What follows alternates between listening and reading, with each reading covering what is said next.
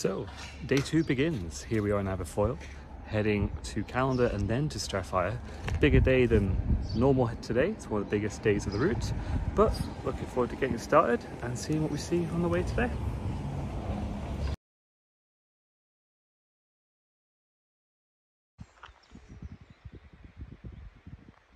Just above Aberfoyle now, working our way through the woods. This is where there's a go ape, which is sort of an adventure in the woods, in the trees thing.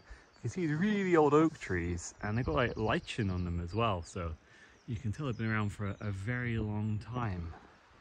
I did read about lichen. It could last for like hundreds of years, but surprisingly no one wants to study it. There's not many people out there that want to dedicate their life to studying moss, so we don't actually know that much about it, but it lasts forever. And it's covering quite a few of the trees around here.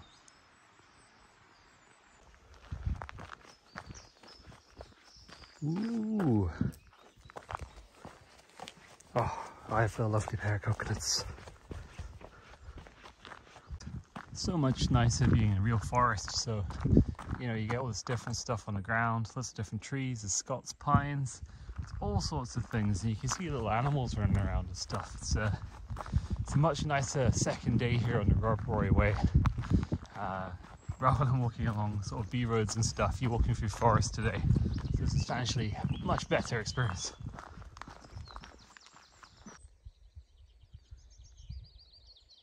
Okay, just got the first spot of the campsies there. That's the hills north of Glasgow. So you can see that one at the end there on the right hand side. That is Dungoyne, a little volcanic plug with a whiskey distillery next to it. So that's a nice but strenuous, actually quite short walk you can do there. And the highest peak is Earl's Seat, which is up just behind the tree there. So yeah, unexpected view back towards the Glasgow hills. Okay, story time. Seeing the campsies there reminded me that was the first place I ever took my son Alexander up a hill, and it's actually really boggy on top of the campsies. It's very swampy. It's not very nice, really, is if you're trying to do a long distance.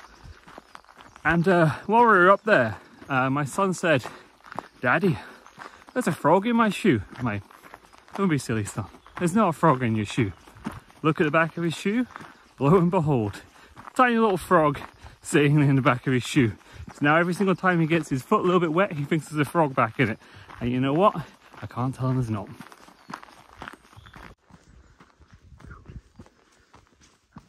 A slightly more off beaten path now.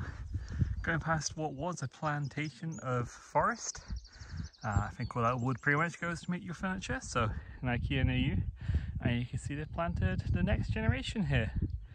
They're in these little tubes to protect them from deer, the two types of deer we have, because you know, the deer eats them all before they get to take hold. So no furniture for you, but yeah, there you go, that's your future furniture.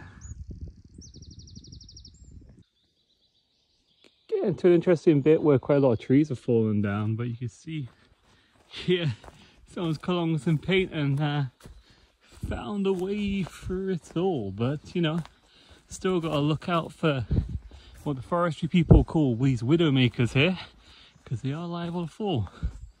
Look at that, going over to the left now, see if we can find a way through. And yeah, looks like it's going to be a bit of an obstacle course for a little while here.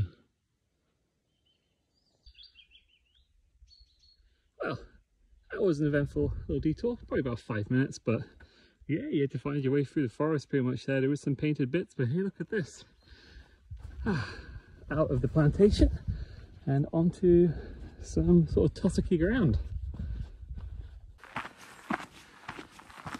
So I met 2 locals there on the way, and yeah, they were saying there was a storm recently, and that's why all the trees have fallen down, so they were walking to the trees and then back again rather than going for an obstacle course today.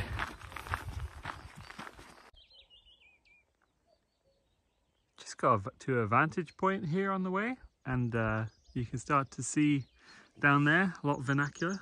We'll see that more later. Up there is your Ben Ledi, and just behind it are actually 2 Munros called Ben Volek and Strucker Cohen. So let's go down the forestry path. Just here at the head of a lochen, which is like a tiny loch. See a little sign there saying stank, no fishing. Might wonder what stank means. It just means drain. There's a pipe there that's going out.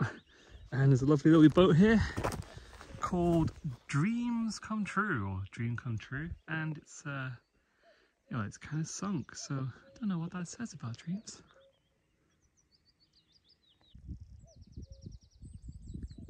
Here at Loch Fynecha, and some of you may have done this before, little thing sticking at the end there. That is Ben Ann, which is a wonderful little hill. It's the first one I did and got me hooked into the outdoors. Highly recommend doing that hill. Gives you an idea what you're going for, and it's got a supreme view at the top, and you'll know how well your legs can take it the next day as well. So here we are, we've reached the halfway point. We're at Callander now, or just outside Callander, and rather than going straight into Callander, we're going to go around and find Loch Dubnaig over there. But this is the apparently a famous bridge, which is used lots of filming, which has been around for a long time, and yeah, very pretty. So I've had this troublesome pig following me, and I wish I had someone too.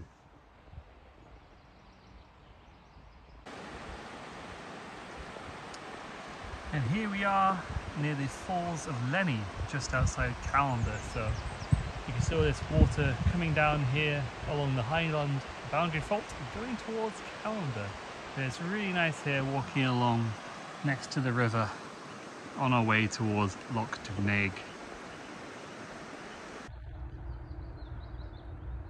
And here we have Ben Levy pretty close up now, and you can see there's some people getting a closer look up in the air there. But yeah, there's Ben Levy, looking nice. Okay, so at the Strathyre cabin site on the way. So you know, if you want to stay by the loch side, here's an option for you, and there's a nice little gift shop, so let's see if there's anything worth buying in here. So here we are in the middle of Loch Dubnaig. And Loch Dubnaig means the curved loch. It sort of keeps going over there. And it's a lovely little tranquil bit of water. Doesn't look too deep here, but I'm sure it goes a lot deeper in the middle. I'm usually on the other side of this road, careering along from Callander towards Killen down that way, probably up to a mountain. So quite nice to be at this side, walking slowly across, rather than bombing it around the other side. Just as I left the loch there, I found this egg. Wonder what was in this. Quite round. But yeah, wonder what that is. Maybe leave a comment if you have any idea what sort of lays an egg this size.